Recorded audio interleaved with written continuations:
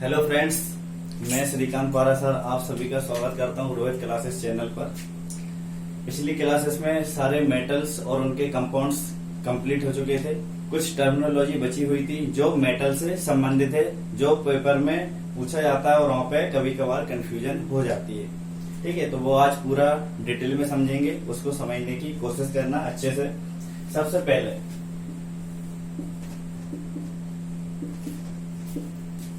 पहले संचारण, हिंदी में संचारण और इंग्लिश में कोरोजन।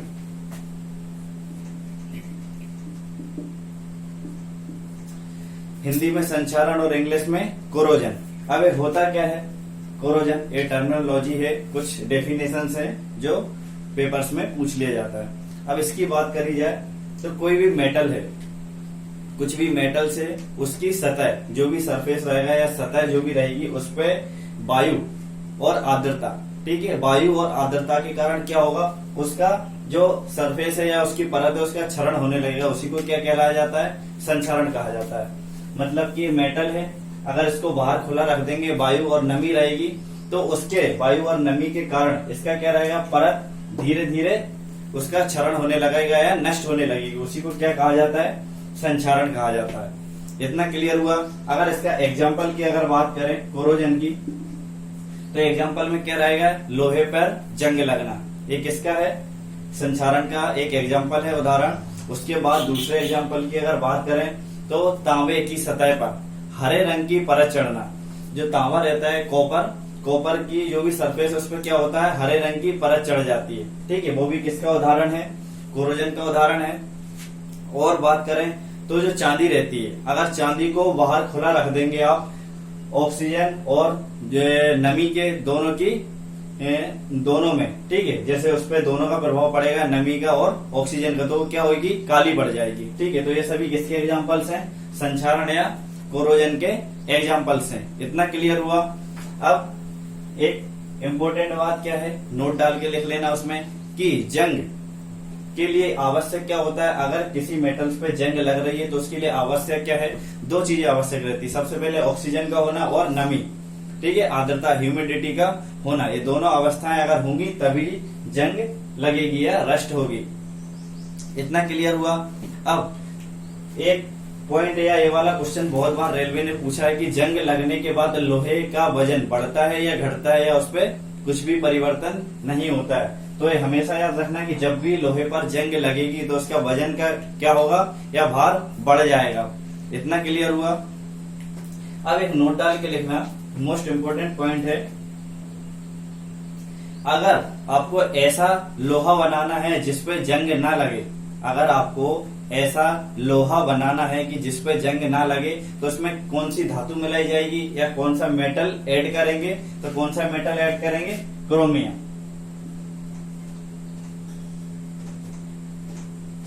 उसमें कौन सा मेटल ऐड करेंगे? क्रोमियम मेटल ऐड करेंगे। अगर अपन को ऐसा लोहा बनाना है जिसपे जंग ना लगे, जंग रहित लोहा का निर्माण करना है, तो उसमें क्रोमियम ऐड करेंगे। यहां तक क्लियर हुआ। अब कुछ जैसे कि लोहे या मेटल्स पे जंग लग रही है तो उसके कुछ बचाव भी होंगे कि अपन उसको किस तरह से बचाव कर सकते हैं। जैसे कि पेंट करके, अगर किसी मेटल्स पे आप पेंट कर दो तो उस पर जंग नहीं लगेगी। आप किसी मेटल पे ग्रीस लगा दो तो उस पर जंग नहीं लगेगी। या फिर यसद लेपन, एक क्रिया रहती है यसद लेपन, जिसे इंग्लिश में बोला जाता है गैल्वेनाइजेशन। ठीक है, यसद लेपन इंग्लिश में क्या बोलते हैं?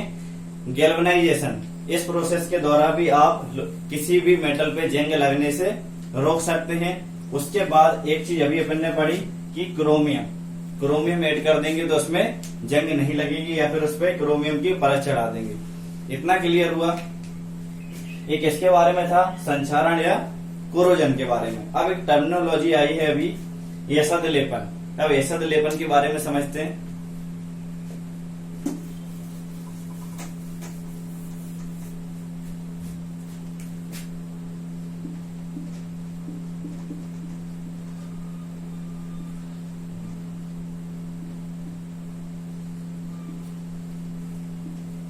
यसद लेपन, गैल्वेनाइजेशन, इंग्लिश में क्या बोला जाता है?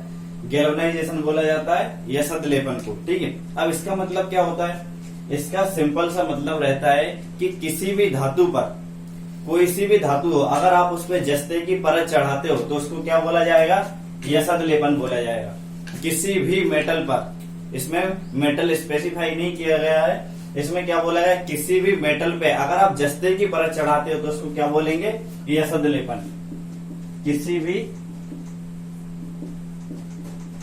मेटल पर जस्ते की परत चढ़ाना, जस्ते की परत चढ़ाना। यसद लेपन मीन्स क्या है? किसी भी मेटल पर या किसी भी धातु पर आप जस्ते की परत चढ़ाते हो उसको क्या बोलेंगे? यसद लेपन बोला जाता है। इतना क्लियर हुआ। अब अपन ने जब कॉपर पढ़ा था, ठीक है, कॉपर मीन्स जब भी तांबा अपन ने पढ़ा था पिछले लेक्चर्स में, तो उसमें एक चीज देखी थी, ठीक है, कि अगर कॉपर को वायु में खुला छोड़ दिया जाए, ठीक है, तो उसमें वायु में उपस्थित क्या रहती है? CO2।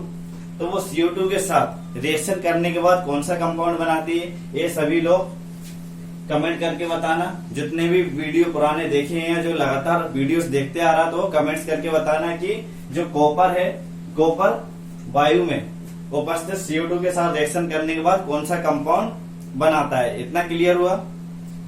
अब यसद लेपन में आगे देखते हैं। यसद लेपन में क्या होता है कि जब इसमें ज्यादातर तांबे का क्या होता है? संचारण होता है। कॉपर की बात हुई ना, इसमें कॉपर का क्या होता है? संचारण होता है। तो इस पे अपन जस्ते की परत चढ़ा देते हैं, ठीक है, उसी को क्या बोला जाता है? यसद लेपन बोला जाता है। और एक किस कलर का होता है? जब भी इस पे क्षरण होगा तो इस किस कलर का हो जाता है? हरा रंग का। ये बहुत याद इंपोर्टेंट रखना कि जब भी कॉपर का क्षरण होगा या कोरोजन होगा तो किस कलर में कन्वर्ट होगा? ग्रीन रंग में, ग्रीन कलर में। इतना क्लियर हुआ। अब एक बहुत ज्यादा मोस्ट इम्पोर्टेंट पॉइंट है, इसे याद करना, नोट डाल के लिख लेना कि शरीर में, हमारे शरीर में तांबा की मात्रा बढ़ने पर, मीन्स कॉपर की मात्रा बढ़ने पर, हमारे शरीर में कॉपर की मात्रा बढ़ने पर विल्सन नामक रोग हो जाता है। कौन सा रोग? विल्सन। हमारे शरीर में कॉपर या तांबा की मात्रा बढ़ने पर कौन सा रोग हो जाता है? कॉपर विल्सन रोग हो जाता है। हमारे शरीर में कॉपर या तांबा की मात्रा बढ़ने पर कौन सा रोग होता है? विल्सन नामक रोग हो जाता है। इतना क्लियर हुआ। अब नोट डाल के और कुछ इंपोर्टेंट पॉइंट्स लिखना, जैसे कि कैलोरीमीटर जो रहता है और तड़ित चालक जो यंत्र रहते हैं वो किससे बनाए जाते हैं? कॉपर या तांबा से बनाए जाते हैं। इतना क्लियर हुआ।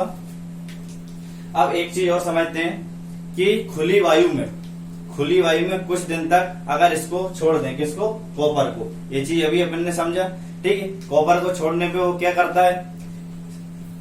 अगर जो भी कैलोरीमीटर तड़ित चालक सबसे पहले किससे बनाए जाते हैं? कॉपर से बनाए जाते हैं या तांबा का बने होते हैं। इतना क्लियर हुआ। अब जैसे कि बात करते हैं किसकी? चांदी की बात करें, ठीक है, अभी अपन यसद लेपन पढ़ रहे हैं। और कोरोजन, अगर चांदी की बात करें, चांदी को अगर अपन बाहर खुला छोड़ दें, ठीक है, अगर चांदी को बाहर खुला छोड़ दिया जाए तो वो क्या पड़ जाती है? काली पड़ जाती है। किसके कारण? सल्फर के कारण। किसके कारण पड़ती है? सल्फर के कारण। तो इसकी प्रोसेस बहुत बार पूछी जाती है। देखें, जैसे कि चांदी है और चांदी को अगर बाहर खुला छोड़ दिया जाए, चांदी को अगर बाहर खुला छोड़ दिया जाए तो सल्फर से रिएक्शन करने के बाद ये क्या बनाती है? सिल्वर सल्फाइड बनाती है। इसके कारण क्या होती है? जो चांदी है वो काली पड़ जाती है। इतना क्लियर हुआ।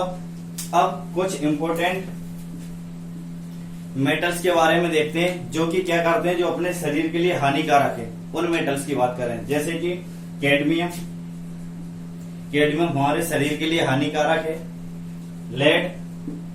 लेड भी हमारे शरीर के लिए हानिकारक है। और मरकरी भी क्या है? हमारे शरीर के लिए हानिकारक है। इतना क्लियर हुआ। अब इनके एटॉमिक नंबर याद है। कैडमियम के कितना होता है? 48 होता है। लेड का कितना होता है? 32 होता है लेड का। उसके बाद मरकरी का कितना होता है? 80 होता है। इतना क्लियर हुआ। ये सभी क्या है? इसके एटॉमिक नंबर है सभी मेटल्स के। अब नोट डाल के लिखना बहुत ज्यादा इंपॉर्टेंट है कि कैडमियम और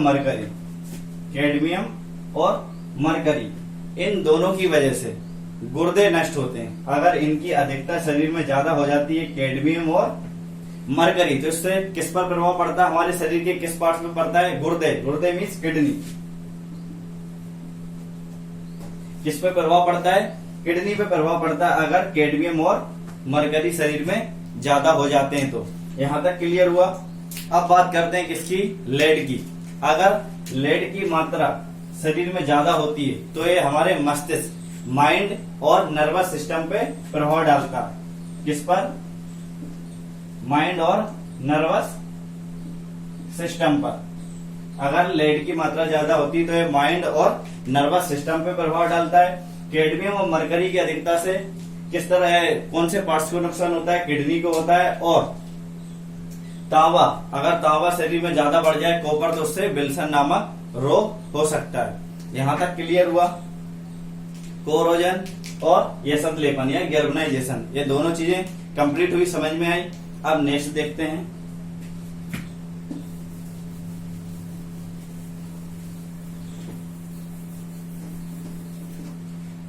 नेक्स्ट बात करते हैं खनिज की, मिनरल।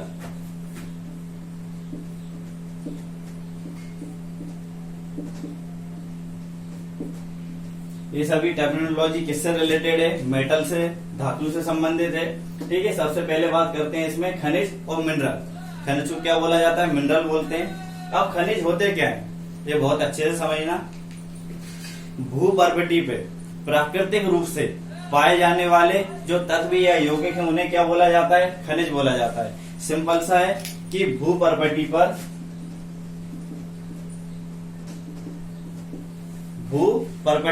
प्राकृतिक रूप से पाए जाने वाले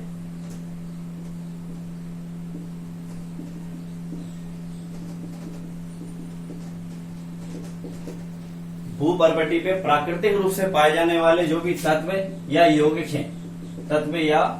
यौगिक हैं, उन्हीं को क्या बोलेंगे? खनिज बोलेंगे। बहुत अच्छे से समझना है, आगे कंफ्यूजन हो सकती है। खनिज या मिनरल्स किसको बोलते हैं? भूपर्वती पे प्राकृतिक रूप से पाए जाने वाले तत्व या यौगिक को खनिज बोला जाता है। इतना क्लियर हुआ। अब नेक्स्ट है अयस्क। अयस्क को क्या बोलते हैं? ओर्स। अयस्क को ओर्स बोला जाता है। अब अयस्क की डेफिनेशन क्या है? अयस्क ऐसे खनिज हैं, अयस्क जो है वो ऐसे खनिज हैं जिनसे आसानी से धातु प्राप्त की जा सकती है। अयस्क जो है वो ऐसे खनिज हैं जिनसे अपन को क्या प्राप्त होती है? धातु प्राप्त होती है। ऐसे खनिज से धातु प्राप्त होती है। इतना क्लियर हुआ। सबसे पहले खनिज की बात करें तो भूपर्वती पे प्राकृतिक रूप से जो तत्व यौगिक पाए जाते हैं वो क्या कहलाते हैं? खनिज कहलाते हैं। अब बात करी जाए अयस्क की या ओर्स की, तो ओर्स क्या होता है? ऐसे खनिज जिनसे बहुत साधारण या नॉर्मल जो भी है उससे अपन को क्या प्राप्त हो जाए? धातु प्राप्त हो जाए, उसे क्या कहेंगे? अयस्क कहेंगे या ओर्स कहेंगे। इतना क्लियर हुआ। अब नेक्स्ट देखते हैं धातु कर्म, इंग्लिश में मेटलर्जी।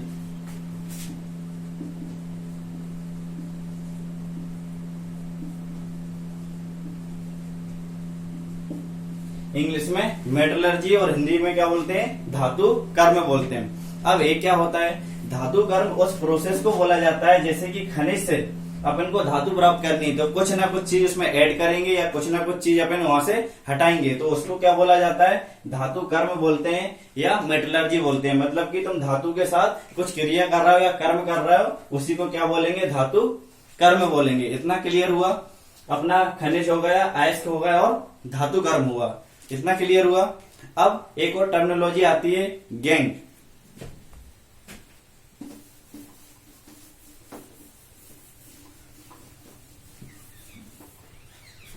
क्या आती है? गैंग।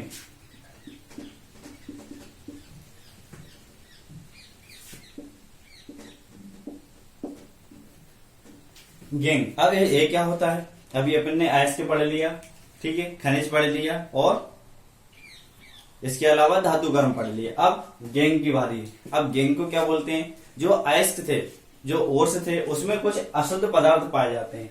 अयस्क में जो अशुद्ध पदार्थ पाए जाते हैं, जो अयस्क थे या ओर्स थे, उसमें जो अशुद्ध पदार्थ पाए जाते हैं उन्हीं को क्या बोला जाता है? गैंग बोला जाता है। इतना क्लियर हुआ। जो ओर्स थे या तुम्हारे अयस्क थे उसमें जो अशुद्ध पदार्थ पाए जाएंगे, इम्प्यूरिटीज पाई जाएंगी, उन्हीं को क्या बोलेंगे? गैंग बोलेंगे। इतना क्लियर हुआ। अब एक नेक्स्ट टर्म आता है इसमें फ्लक्स। फ्लक्स ये टर्मिनोलॉजी है, इनके नाम ज्यादातर अगर इंग्लिश में याद रखें तो बहुत ज्यादा अच्छा रहेगा। ठीक है, कभी कभार वो इंग्लिश में ही नाम देता है, हिंदी में नाम नहीं देता है पेपर्स में। ठीक है, बहुत ज्यादा केमिस्ट्री में जो टर्म्स है उन्हें ज्यादातर इंग्लिश में ही याद रखने की कोशिश करें। ठीक है, क्योंकि वहां पर क्या रहेगा कि आप अगर हिंदी में कन्वर्ट भी करोगे तब भी आपको इंग्लिश वाला ही नाम लिखा मिलेगा। इतना क्लियर हुआ। अब बात करते हैं फ्लक्स की। फ्लक्स क्या है? जो अयस्क था, अभी अयस्क में अशुद्ध पदार्थ जो मिले थे उसको क्या बोल रहे थे? गैंग बोल रहे थे। लेकिन जो अयस्क में अशुद्ध पदार्थ थे उनको हटाने के लिए अगर बाहर से कोई पदार्थ मिलाया जाता तो उसे क्या बोलेंगे? फ्लक्स बोलेंगे। ठीक है, इतना क्लियर हुआ। अगर अयस्क में कुछ अशुद्ध पदार्थ हैं तो उसको बोलते हैं गैंग। लेकिन अगर अशुद्ध पदार्थ को हटाने के लिए, अशुद्ध पदार्थ को हटाने के लिए बाहर से कोई पदार्थ मिलाया जाए,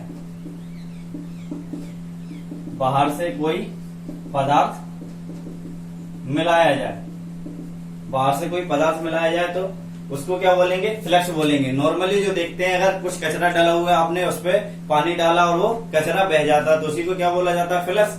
ठीक है, ये उसी से रिलेटेड है। इतना क्लियर हुआ कि अगर अयस्क में अशुद्ध पदार्थ पाए जाते हैं उसे गैंग बोलेंगे, और उनको हटाने के लिए अगर बाहर से कोई पदार्थ मिलाया जाता है तो उसको फ्लक्स बोलेंगे। इतना क्लियर हुआ। अब एक और टर्म्स है जो बहुत ज्यादा इंपॉर्टेंट है, धातुमल। क्या कहलाता है? धातुमल। धातुमल, धातुमल को इंग्लिश में क्या बोलते हैं? स्लेज। धातुमल को क्या बोला जाता है? स्लेज बोला जाता है। अब इसकी डेफिनेशन क्या है स्लेज की? अगर आप गैंग और फ्लक्स, ठीक है, इन दोनों को मिक्स कर दोगे तो जो पदार्थ, जो भी कंपाउंड, जो भी चीज बन के आएगी उसको क्या बोला जाएंगे?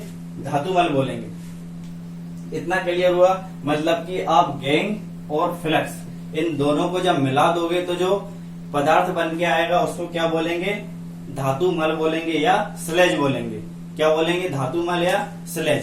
तो अभी अपन ने डिस्कस किया कि खनिज क्या होते हैं, अयस्क क्या होते हैं, गैंग क्या है, फ्लक्स क्या है, धातु कर्म क्या होता है और धातुमल क्या होता है। ये टर्म्स से किससे रिलेटेड? मेटल से रिलेटेड थे। यसद लेपन क्या होता है और संचारण क्या होता है। यहाँ तक सारी बातें समझ में आ गई होंगी। अब कुछ क्वेश्चन बनते हैं मेटल से और रिलेटेड, जैसे कि धातुओं का राजा किसे कहा जाता है? सोने को कहा जाता है। ठीक है, कुछ टर्म्स हैं वो आपको पीडीएफ के थ्रू, बहुत सारे क्वेश्चंस हैं वो आपको मिल जाएंगे इससे रिलेटेड। ठीक है, आपको बस सभी के सभी जितना भी कंटेंट दिया जा रहा है प्रॉपर उसके नोट्स बनाइए और उसका मतलब आप टाइम डिसाइड कीजिए और उसका रिवीजन करते चलिए। और जो भी आपको पीडीएफ में क्वेश्चंस मिलेंगे वो बहुत ज्यादा, इससे जो इसमें कुछ छूट गए हैं वो भी पॉइंट्स उसमें मिल जाएंगे, तो उन्हें आप पूरे अच्छे से ऐड कर लीजिए और उन्हें बार बार उनका रिवीजन करते चलिए। अगर वीडियो आपको अच्छा लग रहा हो तो लाइक करें, शेयर करें और सब्सक्राइब करें। और कुछ कमी लगती है या कुछ लगता है इसमें सुधार होना चाहिए तो आप कमेंट्स जरूर करें। और जो भी क्वेश्चन क्लास में या यहाँ पे पूछा जा रहा है उसका आप कमेंट्स करके जरूर बताइए। अगर आप कमेंट्स करेंगे तो आपका रिवीजन होता चलेगा और उस चीजों का आपको रिकॉल करने की बार बार जरूरत नहीं पड़ेगी। थैंक्स।